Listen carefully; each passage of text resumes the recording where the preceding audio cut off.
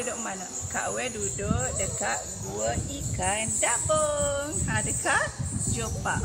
Dah mari comel view dia ni. Dah ada pelapu, ada ikan, tengok comel.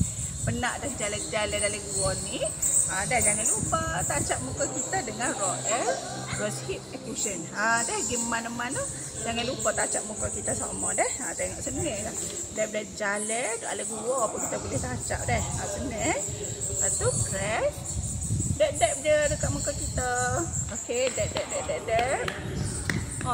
Ada siap ada lapu ni tak ada masalah lah dalam gua pun boleh. Nak ni muka kita jadi lembab semua gitu. Lepas tu untuk bibir jangan lupa guna Royal Shea Butter Lip Eye. Senang dah sebabnya dia akan ikut pH bibir kita. Jadi tak payah nak tengok cermin. Pakai je lah.